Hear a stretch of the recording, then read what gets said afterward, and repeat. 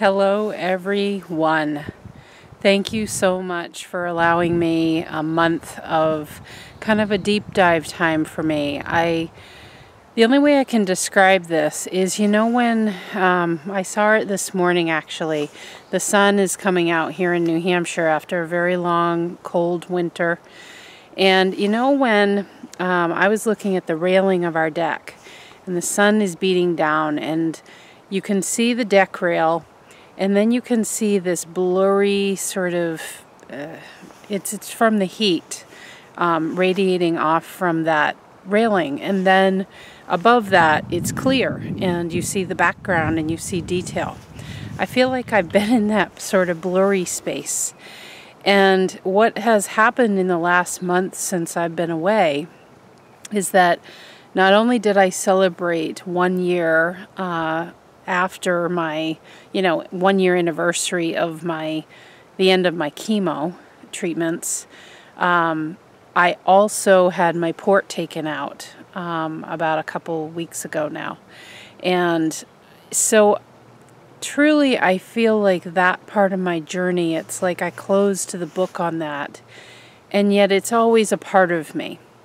But I feel very separated from it. Even though it's woven into me, I feel that I'm really putting that into my past at this point.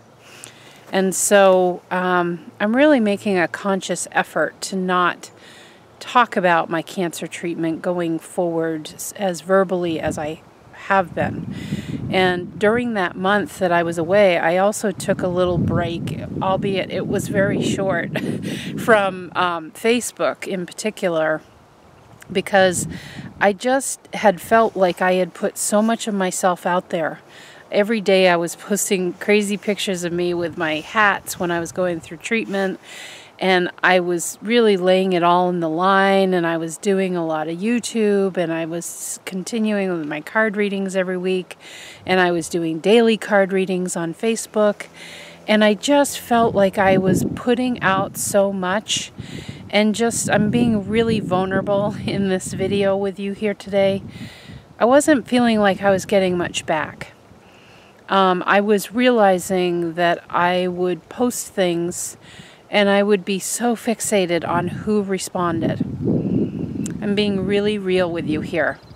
I don't like saying that I was sort of addicted to that. And I don't think that's an addiction, so to speak, that you get over quickly. Because that's sort of the nature of social media, is we search out likes and comments and all of that. And I just really wanted to face all of that myself. And then taking a step back from social media and making myself so available and putting so much of my heart out there, and then this sense of woundedness that came back at me that I was feeling. This isn't about any of you out there.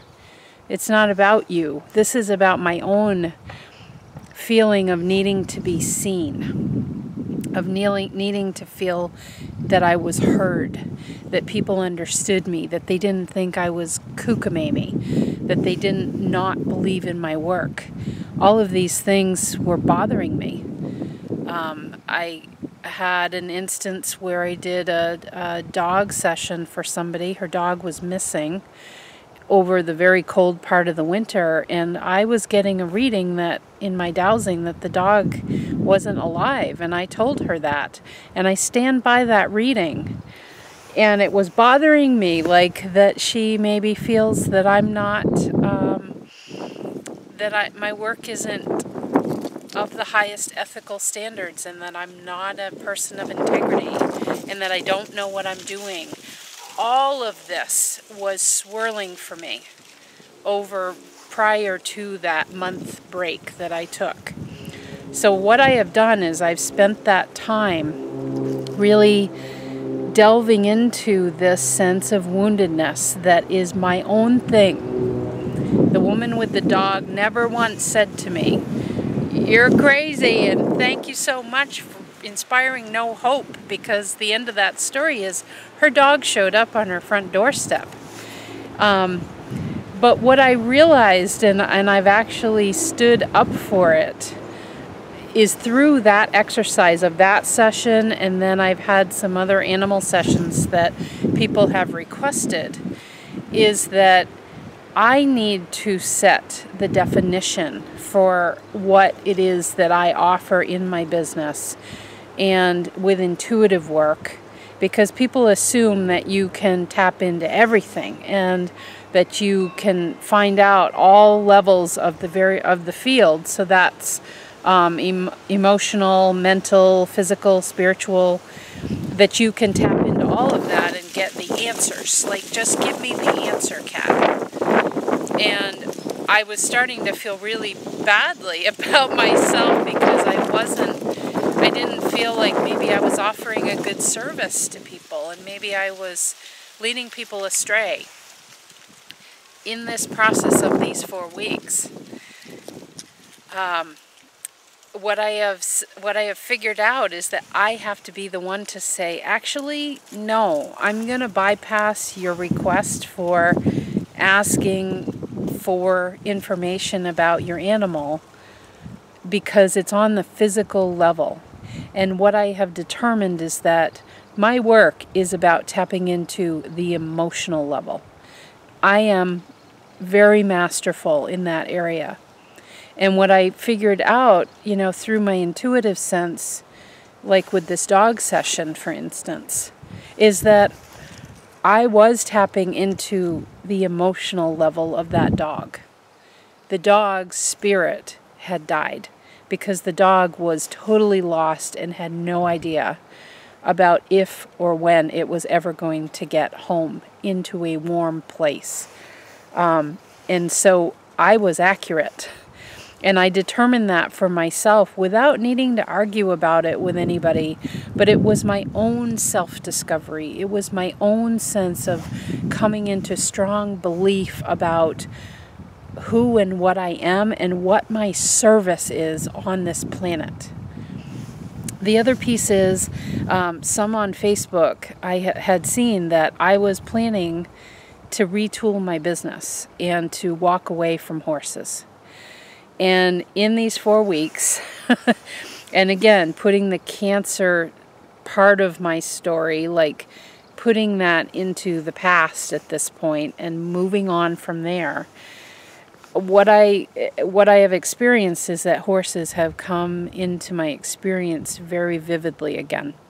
I've had, horses appear on my walk here in our little town in a place that I've never ever seen them, walking from where we live on a little back road, and just people contacting me out of the blue, lots and lots of horse references, lots of horses in my dreams. And I come back to, I'll show you, my logo here. I built this logo in about literally 15 minutes. And I have been thrilled with it ever since then. It was purely spirit driven. And for those that don't know, it makes no sense that I have this desire to work with horses. I have no credibility in terms of training and, time on horseback and all of that. I haven't been on a horse since 1982. And that time was horrible. It was at camp. And I let the horse go over to the side rail and start munching on leaves. And I just couldn't find it within myself. No matter what lesson I took, I couldn't get that horse to do what the instructor was wanting me to do, because I just loved being with them. And I didn't want to manipulate them to get them to do anything. And I'm talking about just me here, not speaking about other riders and owners. This is me. I can't do that. And so the instructor in that situation picked up a stick and walloped that horse on the rear end. And of course, I wasn't ready for that. The horse wasn't ready for that. And she totally screwed up a massive energetic resonance that I had at that time at the age of 12 with that horse, in letting that horse enjoy that moment. And it really tarnished horseback riding for me, and I never got on again. And so I don't have all of the deep training, and I don't know what all the horse words mean when people use different terms about their physicality and such. But what I know is after taking Reiki 1, at the very first break of that class, the instructor just, sort of sideline mentioned, oh, and by the way, you can also do energy work with animals. And I immediately got up from my seat at that break. I went to the book she had on the counter, and I looked up horses. I wasn't flipping through the book. I went and looked for horses. And of course, as the universe always does, my aunt and uncle had just opened a horse farm here in our town. And so I took the time. I have a very demanding corporate job that I love in communications and marketing. I've been in that for over 20 years in doing marketing work, and I adore my job. I have a bachelor's degree in communications from Boston University. I'm a very well-versed person in terms of corporate marketing and communications. And I would work every day, give my best, and then I would find time at least twice a week to go up and spend at least 2 hours up in that barn by myself with the horses week after week. From the very moment I had that Reiki 1 training, through going through the other levels of Reiki and getting my Reiki master and all of that. And the horses, that wisdom just started coming through. So it makes no sense as to why I have this connection with horses, but I'm telling you that I do. And I'm sharing all of this because this is part of what I've been doing this past 4 weeks. About a month ago, all of you on Facebook saw that I was ready to walk away from that. And then the horses make themselves known and say, we really need you. And I'm like, ah. But the point here is, the reason I wanted to walk away is the horse people. I love all of you that have horses, but man, you are a very passionate bunch. You feel, and you do on many levels, you feel you understand those animals so well. And I believe that you do, from a physicality and a mentality viewpoint. But I don't really see that a lot of horse people have an understanding of the soulfulness of a horse. And for some reason, I have been picked by this particular part of the animal kingdom to help share that story.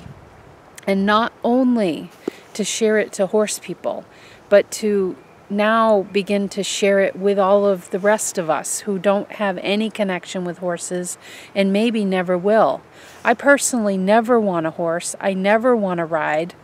I have no interest in that. And so what I'm sharing very openly here is this is another fear point here. Okay, very much like that dog session that I discovered, and out of that I said, oh, it's the fact that out of my woundedness, what I learned is that I'm tapping into the emotional layer. So what I'm offering is really correct on the emotional level, but we get so fixated on the physical level that we just determine it to be wrong. And then with horses, my fear is around the people associated with them. That all of the horse people are going to throw me out of town because they're going to say, you're crazy, lady. You don't know anything about horses. When have you been on a horse? When have you gone to a clinic? When have you learned about natural horsemanship? You don't know anything. You're crazy. And honestly, this is the level of fear that I had within me leading up to about a month ago when I just literally threw my hands up in the air and I needed to just walk away from all of it. And what I'm here to say to all the horse people and anybody else who is interested in horse wisdom is that I can sit here and say that I have no credentials. It makes no sense to me why I'm drawn to work with the energy of these animals. But I do know that I have a connection because I have brilliant success stories that amaze me when I have worked with horses and owners who are open to hearing what the horse has to say from a soulfulness level. And my role is to act as a clear channel for these horses. I have done about, I think, I don't keep a really tidy count, but I've done over 300 sessions. I think I'm getting close to 400 sessions with horses since the time of going up to my aunt and uncle's barn after my work every day. And I was so confident in my linkage with horses that I ended up leaving that corporate job. I left all of my security, the money, the benefits, everything. I left all of that, and thankfully I have a really wonderful husband who's very supportive. I left all of that so that I could launch my business, and I didn't have a single client in my pocket. Again, this makes no sense. I am like a trained corporate marketer. I am a very grounded woo-woo person. That's what I always say. This is the drive that the horse energy has for me. That's how much I believe in it. And that's how much I believe in the magnificence of those creatures. That I'm sorry, horse people, but there's a level of them you don't understand. And the people who have been open to listening to what they have to say through me have experienced a level of growth in their relationship with their horse that they never could have before. And so to all of those who thank you, I need to thank you for inspiring the fear within me. Because this is the moment, and this week's reading speaks to this energy. This is the moment to step into the light of who and what you're really here to be. And even if there are people who throw you out and in their minds and say, you are crazy, you are out of your mind, you don't understand, that's okay. Because I need to be here for the people who can hear me. I need to be here for the people who do want a deeper harmonic relationship with their horse because they understand the soulfulness of them. I have a lot to say about that, and I'm actively, this is another thing I've done in the past 4 weeks, is to really sit down and start working on my own book. I had started a project that was going to be an amalgamation of 3 of us telling stories. But again, it was my fear.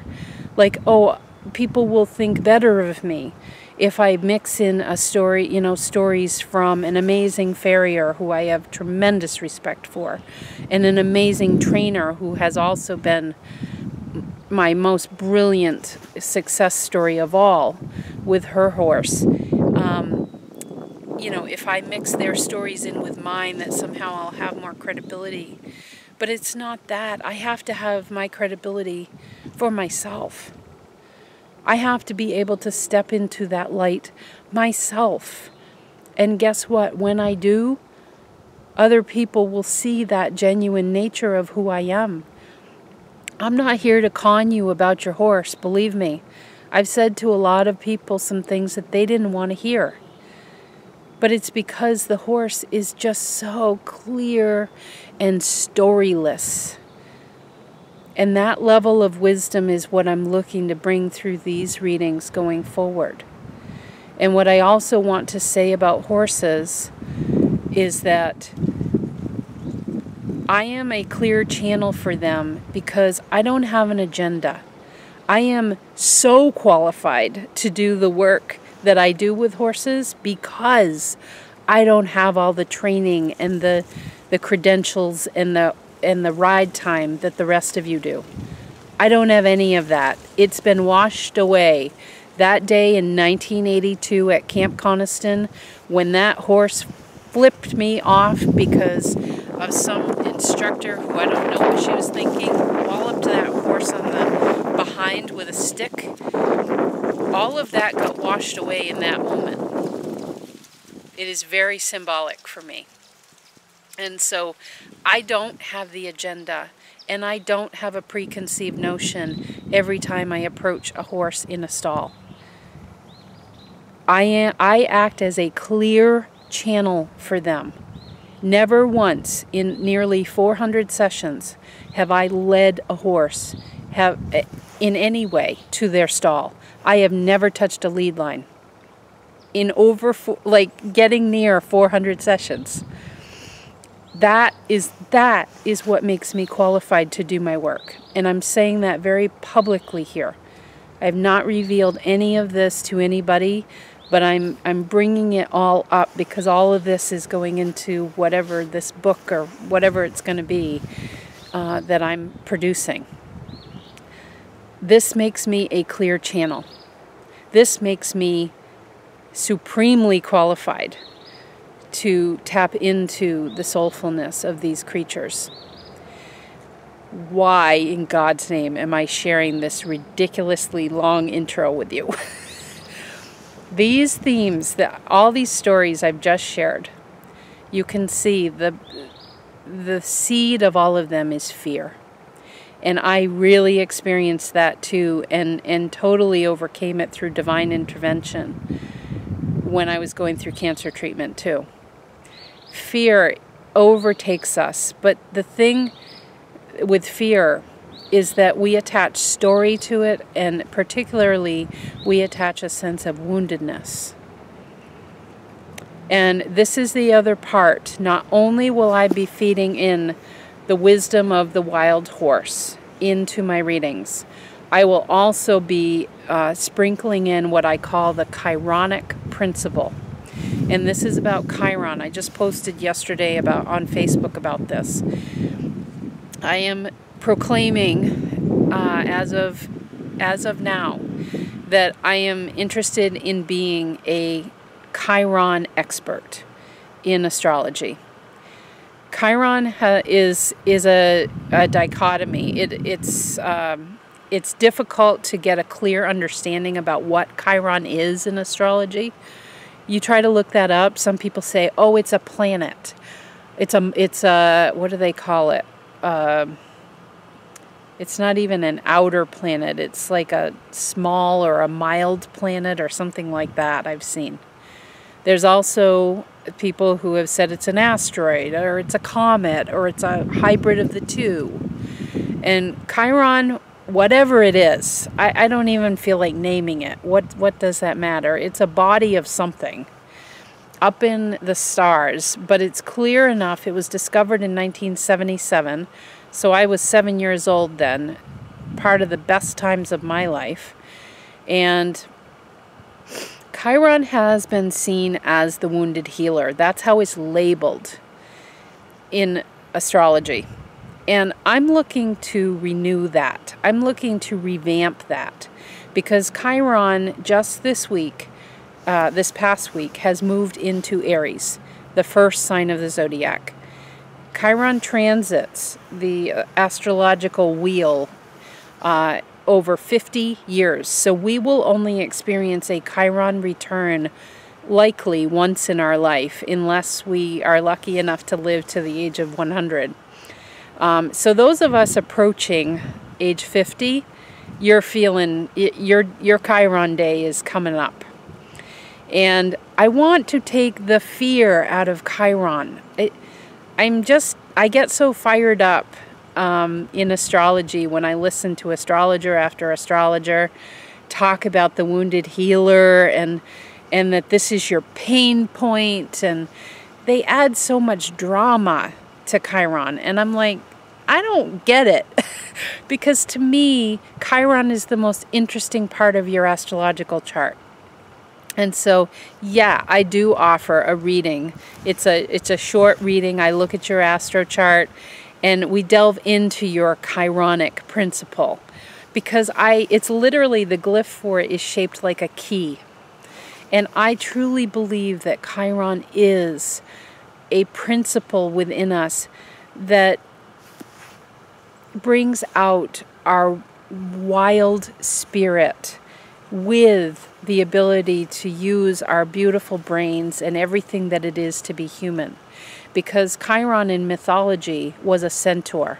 So when you approach Chiron, what's interesting that I just learned is when you would approach Chiron in terms of the drawings we see online, he looks like a man straight on.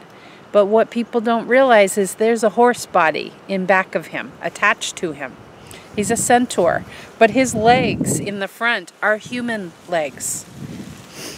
So he's a bit different than a traditional centaur.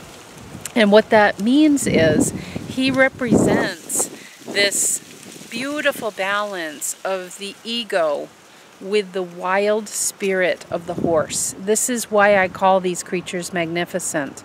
And anybody who's around them or is fascinated by them, there's a reason for that. They are mystical and magical because they have these depths of spirituality through their wild nature. It's the wildness. And that's what I want to proclaim, that Chiron is ready to be reset. We don't have to look at anything in our lives as being this wound and, oh God. Because again, the reason I said all that at the beginning is the fear elements. What Chiron is that sort of rub like a piece of sand in that creates in an oyster that creates a pearl. It is this rub. It is this part of us. And my Chiron in my chart is in Aries. It's in the 6th house of service and animals. And vitality, my physical vitality. So I'm feeling Chiron big time now that Chiron's moved into Aries. It's a time for a new day for this part of our lives. The parts that we keep turning away from, like I have from the horses, or sessions with animals, or sessions with people, because either they're going to think I'm crazy, or they're going to say, you don't know what you're doing because the dog came home.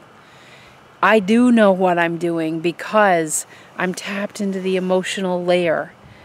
I do know what I'm doing with horses because I'm a pure, clear channel. I don't care about your agenda. I don't care about your riding or your competition. I'm in it for the horse. And guess what? The horse is in it for you. The horse is in it for all of us. So this level of fear, we need to see it as creating the clarity that we need in order to step forward into our passion and why we're here. And here I am, I'm back at my corporate work.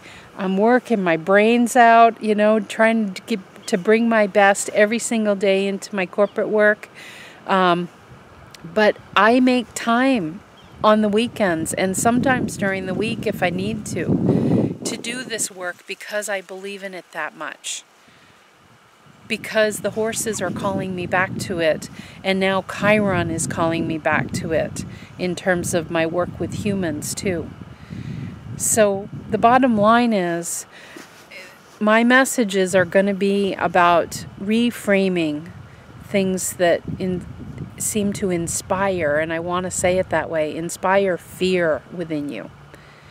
And to see those as your greatest gifts, because that's what Chiron really represents. And I also want to bring forward this wild horse wisdom that I can't contain any longer. I've been keeping that to myself and only sharing it with people who have sessions with me with their horses, and the horse collective is just pushing me to get this out more broadly. For whatever reason I've been chosen. I am a professional communicator in terms of communications and marketing, but I'm also a wild horse communicator for whatever reason. And they inspire wildness within me. So it's the combo. What they offer is that combo of, you know, the beauty of the human brain and our ego structure that we have, which is necessary. It helps keep us safe and helps look at our potentials that we have in front of us, but with a wild horse engine under the hood. That's the piece that's kind of missing for all of us. And so there we go. There's my very long intro. It's been a really intense but amazing month, and I'm just ready to move forward. So this is how you're going to be hearing me, is this wild horse wisdom. Please know that horses give it very blunt.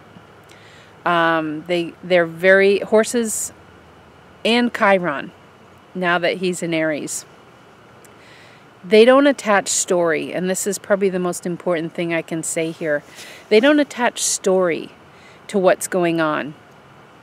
So, you know, people who come to me wanting to know about their horse's background, and they've just gotten them and they're age 15 and they want to know what happened to them in the past.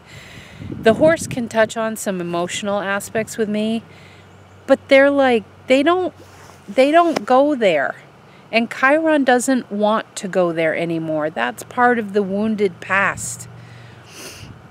They don't see value in that. They see it as contributing to who they are now. And that's the wild horse wisdom. They're concerned with now. They respond, you know, perhaps through a flight response, or, you know, nuzzling with somebody, or being dominant in a herd. They respond in the moment, and then back to grazing. Back to grazing. They get back in, they're just right in the mode of whatever is happening, and they don't get lost in the story.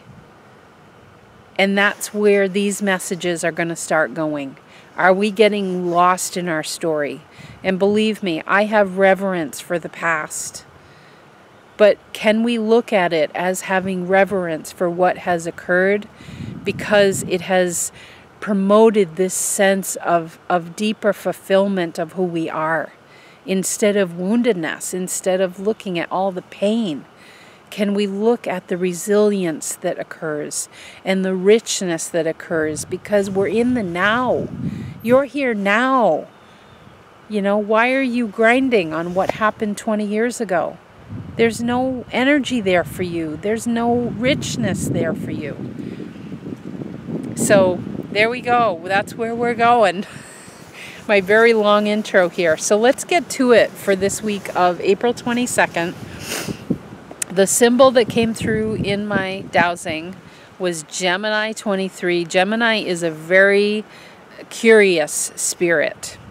And it's 3 fledglings high in a tree. And the fledglings indicate any kind of bird indications in the Sabian symbols are attached to spirituality. And so this is about your spirituality getting ready to fly in this coming week. We also just yesterday moved into the Taurus energy. The sun is in Taurus, so it's the first of our earth signs in the zodiac calendar. Taurus is just grounded, slow it on down, and really take in the richness of life around you. Taurus loves looking at the beauty of nature. It's so perfect, of course, that it is during springtime for many of us in the northern hemisphere. So beautiful. You know, flowers are starting to come up. Green grass is appearing at long last for us here in the Northeast. Warmer temperatures, you can get out. Maybe there's a day that's warm enough that you can actually put your bare feet on the earth. Oh, or for those of you on the West Coast or warm climates, in the water, like, oh, heaven. You know, going to the beach and experiencing that just delight of having your tootsies out. And this is Taurus, the richness of life, the beautiful things of life. Okay? And also, Taurus is very interested in stability and security. So I think that that's helpful in everything I've just gone through about Chiron and the wild horse spirit, fear, the story, turning away from what is our brilliance, you know, because it's hard or because we're going to be shot down or what have you. There's a vulnerability here that we're walking the edge when we're in Taurus season, because Taurus wants to keep everything just, can we keep it steady? You know, can I know that that money is going to be in the checking account when I need it? Can I know that I can sort of forecast how things are going to go? Can I know what new career I'm going to hop to? It likes the steady. Taurus really loves that. And though the bull is what represents Taurus, that's because there's a stubbornness to Taurus that it can push ahead in service to finding stability and security. You know, there's just no accidents with this. This is why I'm bringing all this up right now about really showing our vulnerability, because what we know about Earth is it's not like this. I love Taurus, and that's a wonderful thing to invite into our lives. However, we do know that change is constant here.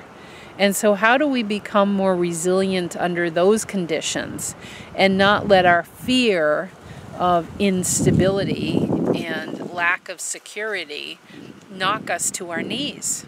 You know, we got to invite in that wild horse spirit of you deal with what you got in the moment, back to grazing. So you can have the best of both worlds is what I'm trying to say.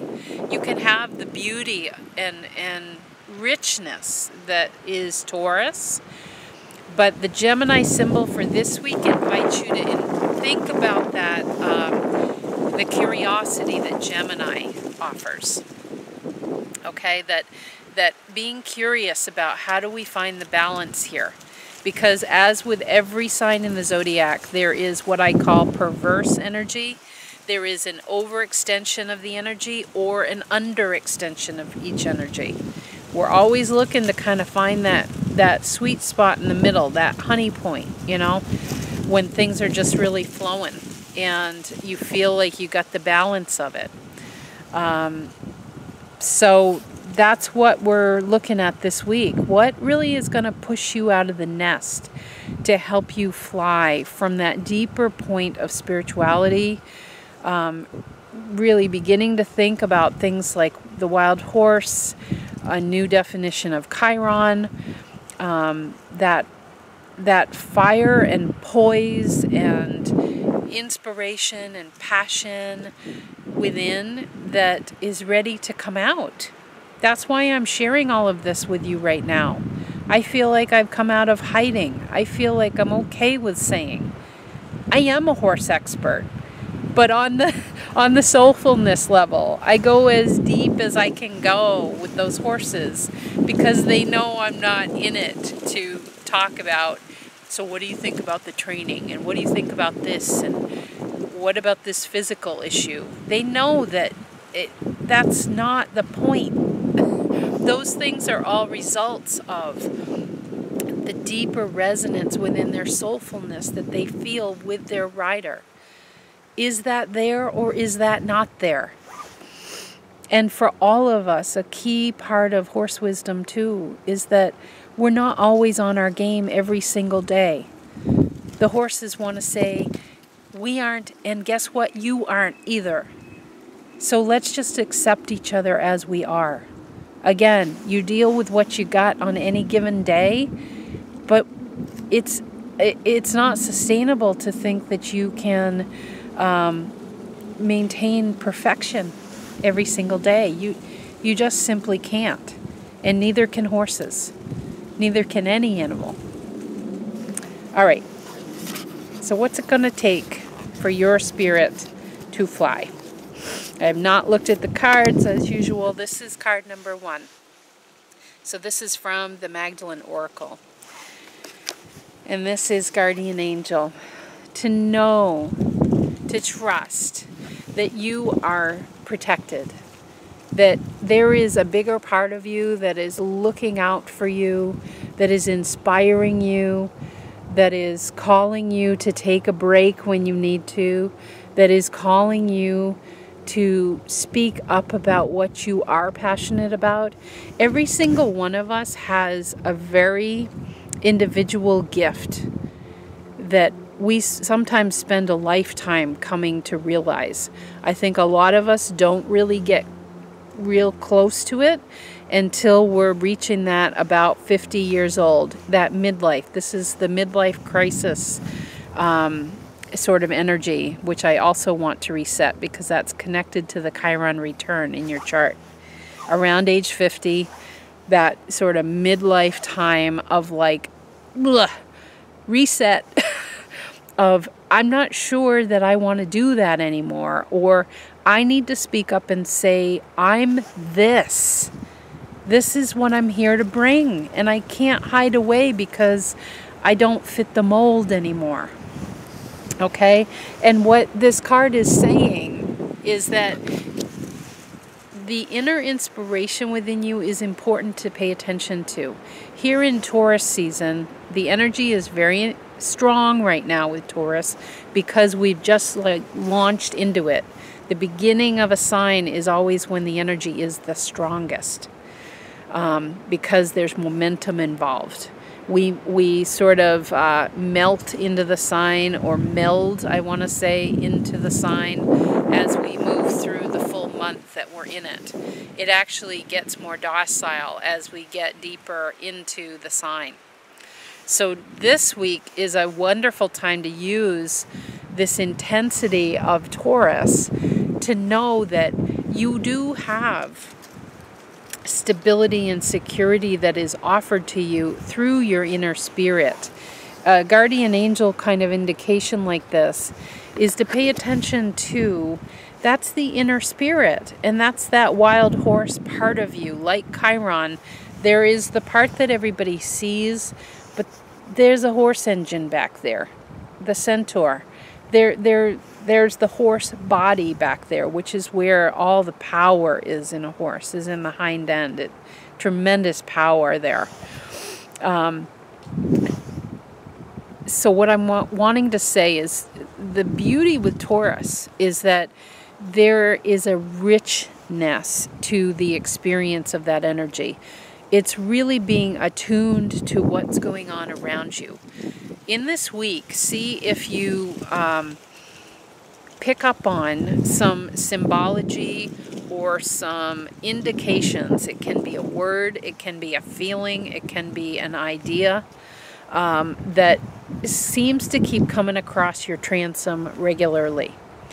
Because that is this inner passion, this inner insight that is wanting to put the air under your wings. Remember the fledglings high up in the tree. It's time for you to fly now. And remember, we're in an 11 year. This is mastery. This is your mastery coming out. And we're still early enough on. We're really just getting the engines running right now. We're about, getting towards mid-year. And we need to make the most of this. So the air that lifts you out of the nest and really gets your, I want to know what gets your blood pumping. What just lights you up? Because that inner spirit, the guardian angel energy, it's the same as the wild horse energy. It's inner passion. It's inner inspiration. Because I was having a discussion with a friend at work, and what I have learned through all my intuitive work is the universe, your higher self, God, whatever you want to call it, doesn't care, honestly, what you do in this life. Your life is not necessarily about your work or, your passions or your family or relationships, what have you. The universe doesn't really care. The point is that you need to be clear on what you want. What does float your boat? So this is reversing the energy here. It's not looking for the universe to show to you what you need to do or what you need to go towards in terms of learning to fly into something that really just, it lifts your heart. Like when I talk about horses and I get teary, and yet I haven't been on one since 1982. It's not about that. But it's not the universe showing you. It's you getting clear on what inner inspiration, what is it that lights you up when you experience it. And that's what's beautiful about our world, is that you can go out and you can experience a lot of things. And not only in interactions, but that's the beauty of the internet. I can be at one of my favorite spiritual spots, Hanging Lake in Colorado. I can be there in a heartbeat through the internet. Or I could be in France, or I could be in Argentina watching the wild horses there. You can be there. What is it? What is it for you? Like the horses for me, which makes no sense, but likely for you too. It might be something that makes no sense. That's the point of wild horse energy. That's the point of the guardian angel. This isn't something that makes sense, or that the universe clearly says, you need to do this. The universe doesn't care. What the universe cares is about getting a clear signal from you. You are like an enormous radio tower. What is the signal that you're emitting? So I'll give you an example here. During my time away, I had a really profound sort of connection with the trees, and clearly I was needing to get grounded again after being kind of in la-la land, trying to figure out things. And there was an inspiration within me that I felt like I really need to start delving into that energy more. Not only for my intuitive work, but more importantly for myself as an intuitive reader for people. And so during that sort of deep dive into that, the beginnings of that energy, I was thinking to myself, I'd love to talk to an arborist, but I have no idea, like, who's an arborist that I could actually talk to? I wouldn't just call somebody up. It has to be someone that I could approach. And it just, the idea came and went, but I had a lot of energy around it. And then at work, somebody from our staff came and picked up something from our office, and he got my attention. He said, "Oh, Kat, come here. That tree there, do you know if we own this building? Because that tree needs to come down." And I'm like, "Oh, yeah." And we talked a bit, and he said, "Well, you do realize that I used to be the arborist here." You see, this is the way it works. The universe doesn't care. The universe isn't saying to me, "Kat, it's about the trees."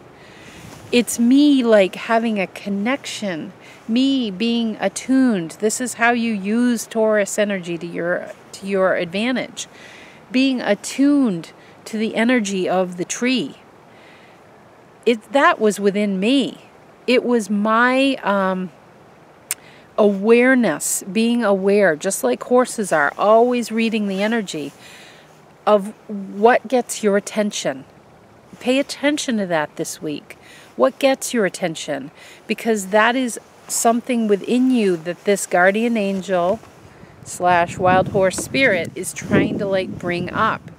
And remember, we are talking about fear here too, because the fledglings, there is an energy of fear there. They're about ready to leave the nest, and they might drop onto the ground and die.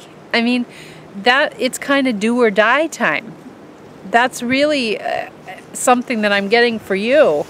It's frightening, because maybe you're like, "No, I can't possibly look at studying oceanography, because that takes years of study, and I can't do that." But yet, over and over again, there is this cue within you to go on the internet and to listen to interviews with oceanographers, to study what exists at the very deepest part of the ocean. Is there anything that lives there? something within you that says, I really want to go to my local lake and take a scuba diving lesson because I'm interested in what's going on under there. But you have to be tuned into being a receiver of that inspiration from within you. It isn't the universe saying, you, right there, you need to be an oceanographer. The universe doesn't care. I'll just keep saying that. I know I'm repeating here, but it keeps wanting to come out. You got to switch the energy. This is part of Chiron too. This is a redefinition of how energy works, and really this is the truth of how it's always worked, but our brains don't want to believe this. The ego does not like hearing this because the ego wants to, have a clear signal. Again, Taurus, I want stability. I want somebody to just tell me what is the most secure and stable way that I can get the best outcome. So you need to pay attention to the signals this week. Okay, in order to light that passion, because this is about lifting you out of the nest and getting you going on a new spiritual pathway. And this all relates into my business and everything I shared in the intro. Going into that, beginning to think too about it not being a pathway, a spiritual path, but it is a spiritual open field. It is like the song Wide Open Spaces from the Dixie Chicks. It's openness. There isn't one path. You're very likely going to change your route along the way. You're going to decide you're going to run some parts of it. Other parts you're going to skip. Other parts you're going to slow down. Or maybe stop and have a break like I have for the past month. So it's all good. It's all fine. The universe isn't saying, quick, you need to get going.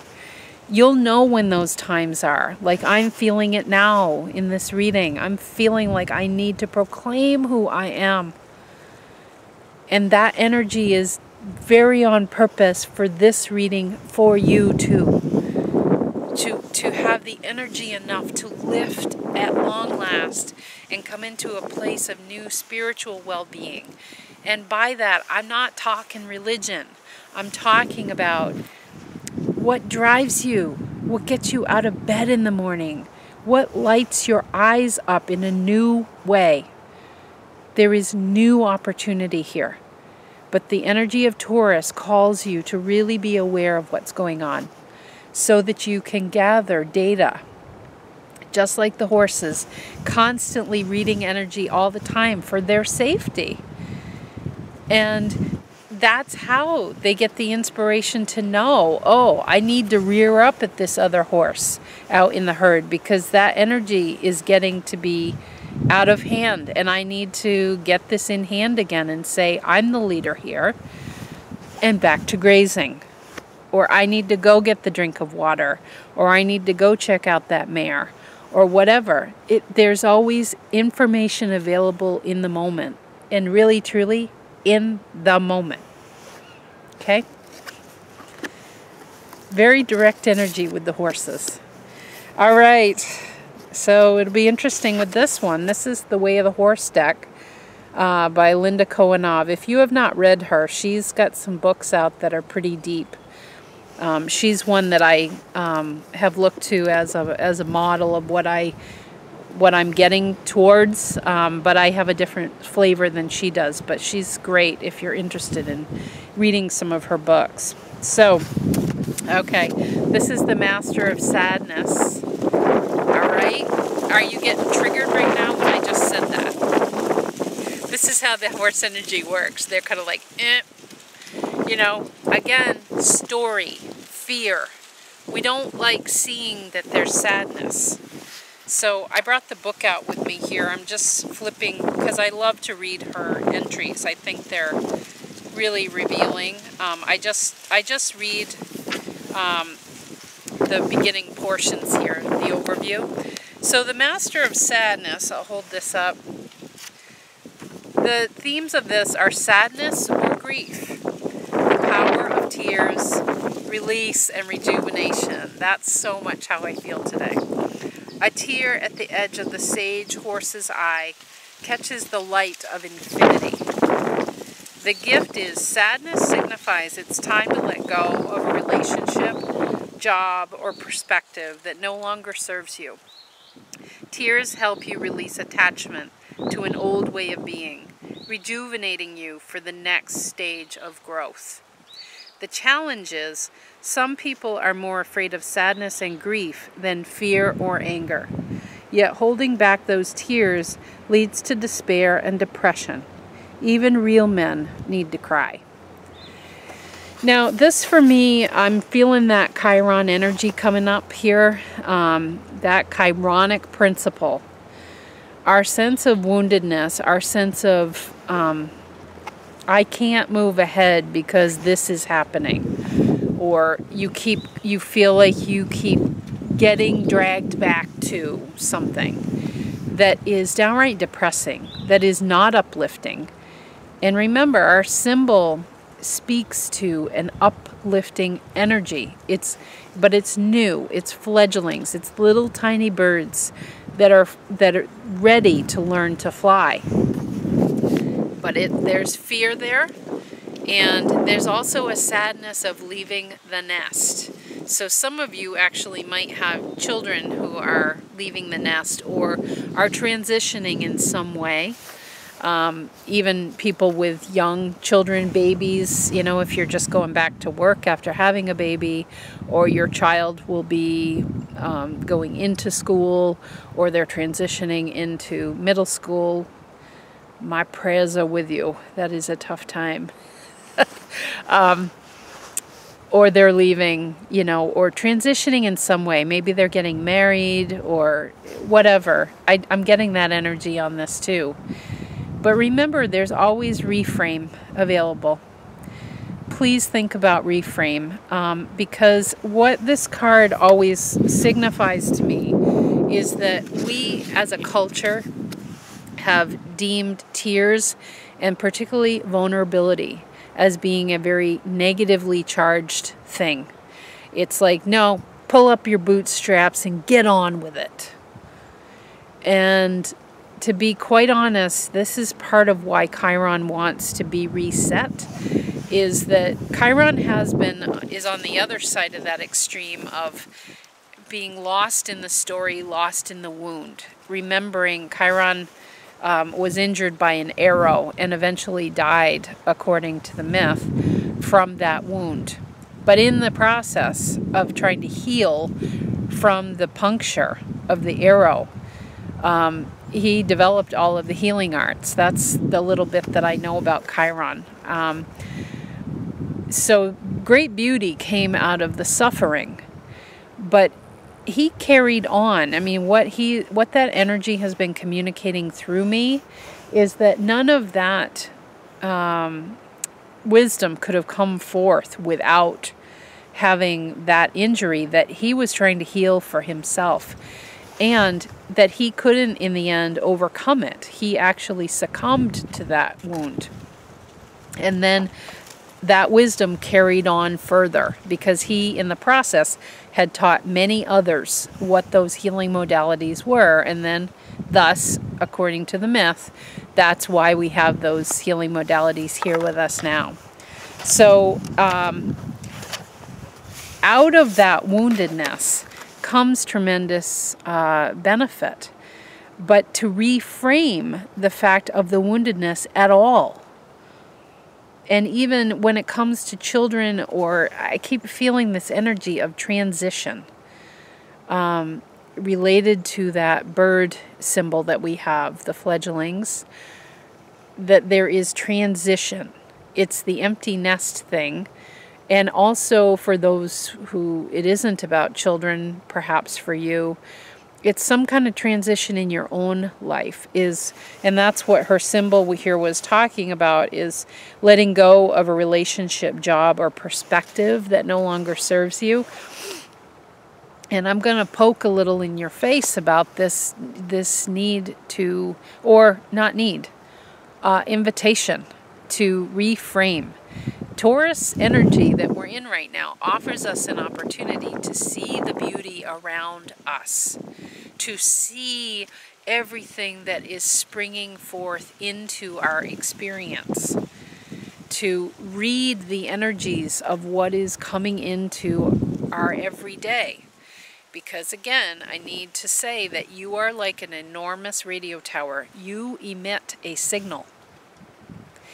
And depending on the signal you are emitting, you are going to have things that match that come towards you. Okay? That's part of the beauty of horses too, is that they will mirror back the energy that they're getting. So if they're feeling fear or they're feeling aggression, those that are interacting with them are going to experience that out of the horse, because the horse is totally reading, when they're in combination with a human, they're reading that energy in order to take a cue of, okay, what do we need to do here? So in a herd situation, if they see, this is wisdom I'm getting from them, not because I've been in the middle of a herd.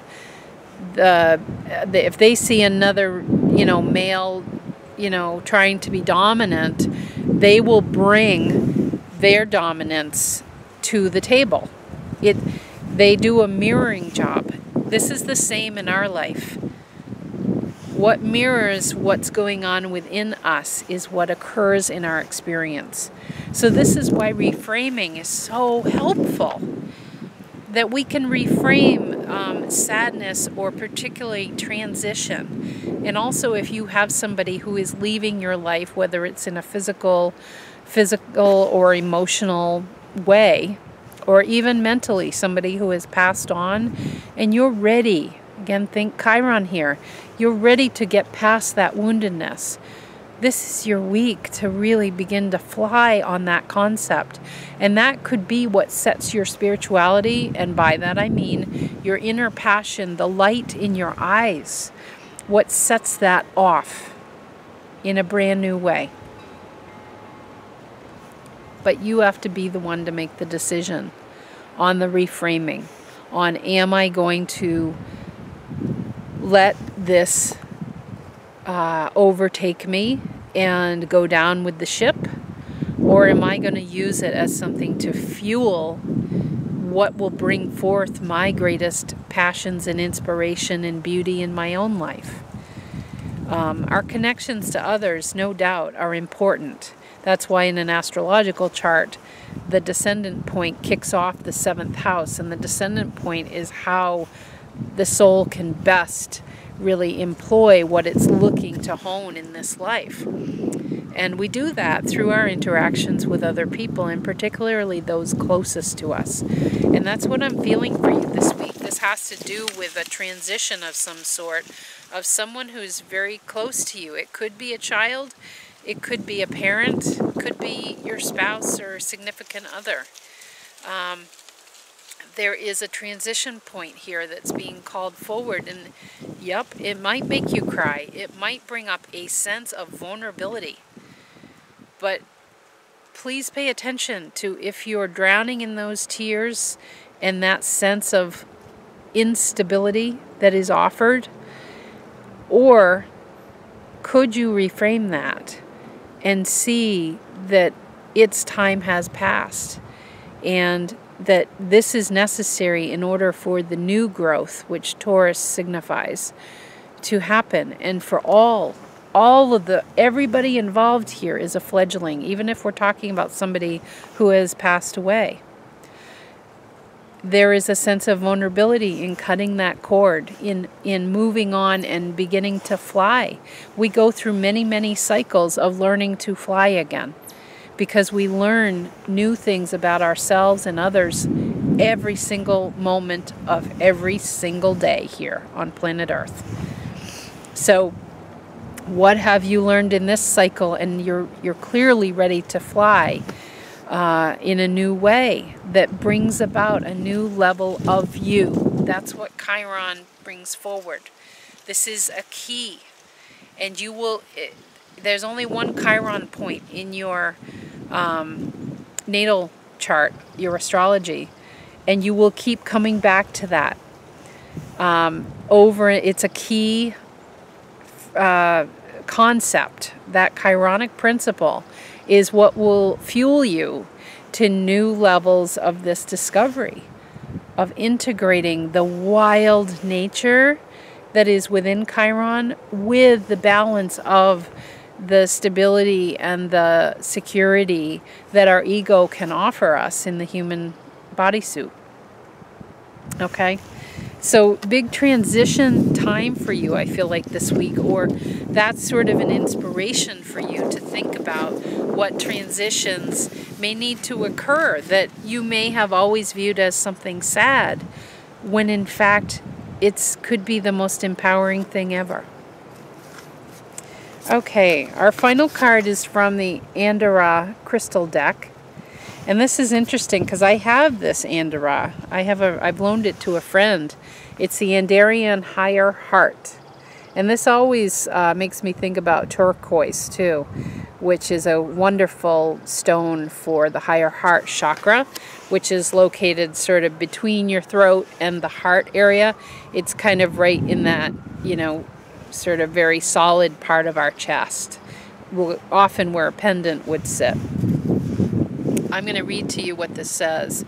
Beloved, I will infuse you with the courage to speak the truth from your heart.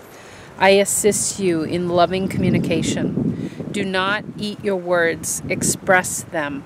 You are safe to speak what is true for you. I work with Archangel Michael, creating harmony between your mind and heart, so you may feel comfortable speaking freely. My essence is pure divine grace, which radically opens you to all the gifts the cosmos wants to give to you. All you have to do is allow yourself to receive.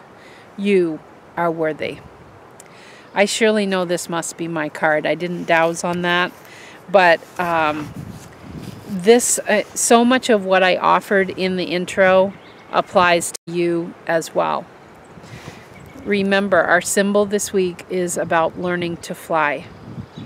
Learning to fly, and you've been nurtured. Think about a mother bird with her babies and how she brings the food to them, and the babies start moving around, and they learn, because there's more than one in the nest, they learn to creatively work together. There's 3 of them. That's the energy of creativity. It's the energy of blending and morphing and trying things out. There's been a lot of that, much like there has been with my business. So you've been perhaps sticking your toe in the water. You've been having conversations. You've been looking into whatever it is. Again, this is about spirituality. But what I'm talking about here is what lights your eyes up, what really pumps you up. Because we all have our things that we move through every single day. We get up and we do the schedule. We do kind of the rat wheel sometimes. But what is it that renews your spirit? And are there components of that you have felt a stirring again to get that going? Perhaps you've been starting a meditation practice or some kind of an exercise regime, or eating in a different way, or checking out some type of a religion or spirituality. Or maybe you have a new animal in your house and you're learning. It's like your eyes are wide open all of a sudden because you're like, wow, I forgot what this was like. Or maybe you're taking care of a grandbaby, while the parents are away on a vacation. And you're like, oh boy. And your energy is tested in a new way. That's what I'm getting for you. It's like there is a renewal of the spirit that's coming forward, that is reminding you that energy, though that might not be something that you're continuing forward, that energy is helpful to employ in your life in a more regular fashion.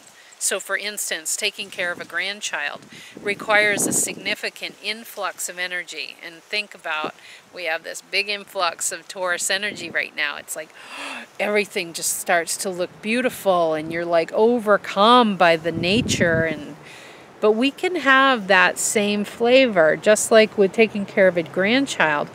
We can have that same feeling of that infusion of energy that's required in our daily lives without the grandchild being there, or in the middle of winter without spring appearing. We can have that same ability to invite in those more vibrant energies that light us up. It's like anytime you start a new discipline of any kind, or if you're learning something new, or you're being pushed out of your comfort zone because you're really wanting to, try something, or you're performing, or you're speaking out like I just did in the intro. This is who I am, and this is why I'm here. If anything like that there's tremendous rush of energy that's required in order to do that. I feel like I've been building up for 4 weeks to say those things that I said in the intro. Okay?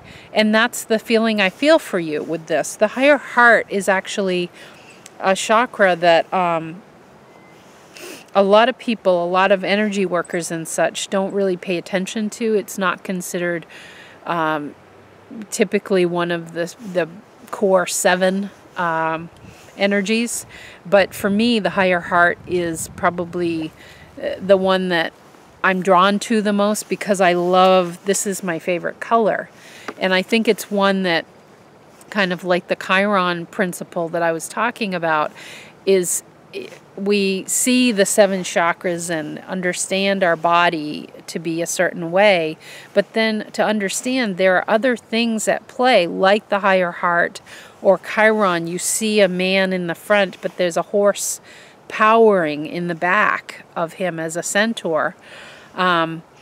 There's more to the story. There's more that drives you. There's more that you can look to give the lift to your wings to get out of that nest of the symbol that we have this week. Okay? And the higher heart really speaks to that sense of inner passion and drive according to soul purpose. And to understand too that when I say soul purpose, there is a resonance for a particular, I want to call it a tone that we have for our life. So you could think about it as kind of one emotion that we're going towards as a soul purpose. But the actual carrying out of that soul purpose can take a lot of different forms. And that's the cycle that we go through all the time. And we have lots of mini cycles that we go through. And what I feel with this fledglings high up in a nest in a tree that we have this week is that you're going through this renewal cycle right now that is pushing you to another level, okay? But there's going to be more horsepower, literally, that's required in order to do that. So this week, can you do some things to kind of get out of your comfort zone? Think about the grandparent with the grandbaby. I'm not talking about a toddler. I'm talking about taking care of a baby again. Like, oh, wow, there's a lot involved here. You got the feeding and the changing the diapers and the crying out of nowhere, and you can't figure out why they're crying. It's like total, well, it's like a whole new world kind of thing. That's what I feel for you. And it's this new world that maybe you don't even know is wanting to pop its head out, because that's the higher heart that I feel is it's always there. And we like literally wear pendants over this area. Those of us women here, we wear pendants there, and we're just often in our day, we're totally unaware that we even have that on. And then somebody will say to you, I really love your necklace. And for me anyway, I have to feel it because I can't remember what I even put on. It becomes whatever this passion is that lifts you out of the nest, that what's going to make you fly going forward. There is such a sense of like, it's been there all along. but perhaps you've been turning away from it. Perhaps you think it's too simple. Perhaps you think there's too much energy required to do that. That's a big one for you.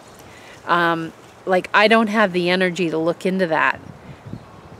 But that's the thing, the very thing that is going to give you more energy than anything else in order to power you higher, faster, better, most importantly, in a more fulfilled way. What will fulfill you?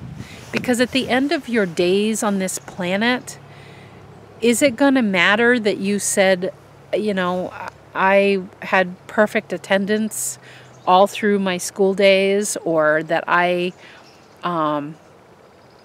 you know, never missed a day of work, or, you know, that I kept my house spotless every single day, even if it meant I had to, like, say no to family outings or whatever because I needed to clean, or any of those things. At the end of your days, the things that you will remember very likely are those instances of interaction with other people, some of them good, some of them not as good, interactions with animals, with people you work with changes in your family dynamics. These are memorable moments. They're like what I call defining moments. And that might, you know, be a nice reflection for you too, is to think about some of those defining moments of your life thus far. Look at the flavor of those. Because again, at the end of your days, those are going to be the times you recall, and you're going to be so happy you had them. Good, bad, or indifferent. They're memorable for a reason. And so it's both, I feel for you, both a reflection exercise, you know, a reverence for the past, like I was speaking of in the intro, but also this blast out into a new future, into a new part of your life that can fuel you, because there's a new energy being called forward this week. And it's something that is going to make our that inner passion just shine and feel like we're lifted and like we're renewed in some way, because we're defining ourselves. That's what this message was speaking to. You know, you're literally communicating something about yourself that you're ready to say. Like, you know, I've enjoyed being in this role, but it's time for me to move on to this. This is who I've become and who I want to continue to hone myself to be in this life. It is incredibly empowering to do so. That's how I felt saying all of that stuff at the beginning. This incredibly long video here. I needed to say that to all of you. It's so empowering to say this, the horses, this is who I am. I have no qualification to be this. And I feel like this is the same thing for you that chose this card. There could be something that you've been sort of tiptoeing through, or like the dip the toe in the water. You're one of the fledglings in the nest, and you've been feeling your wing and feeling, you know, like, oh, we need to share when mama comes back. You're going to get fed, and then I'll get a little. Next time I'll get more, and you'll get a little. It's like you're learning how to make your way in whatever this is. But now, with Taurus, with Chiron that I've talked about, with the fledgling symbol, with this horse energy, which is wide open and wild, it is freedom energy at its very purest. This is a time for you to be more crystal clear about what it is that you're passionate about, and to begin to define yourself in those terms, and to know it's safe for you to do so too. That not only is the timing right, but that you can feel a greater sense of that horsepower from within, to be who you really are, who you have become, and know that you will keep becoming. It's not like we ever in this life figure it out, but who are you becoming? There's cycles, and we learn, and then we're growing into a new fledgling and getting ready to fly in a different way. It's like we're trying out a different species as we go. Like one time we're a fledgling, another time we're, a baby chipmunk.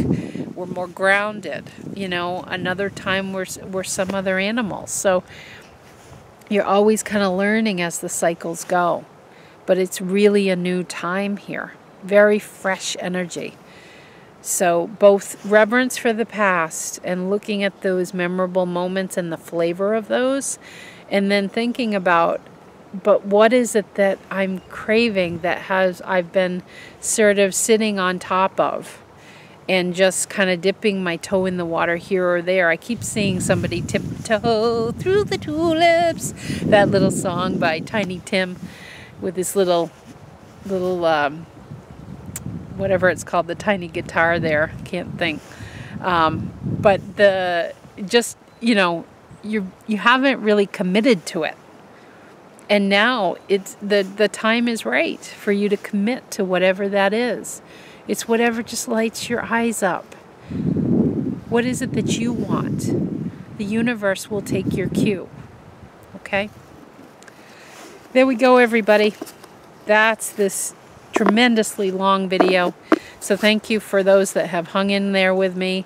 And I hope to be back here more regularly now every week. I'm unsure if I'm going to do daily card readings, as I really enjoy my morning time. So at a minimum, I'll try to do the weekly readings, though. And here and there, working crystals or whatever feels right.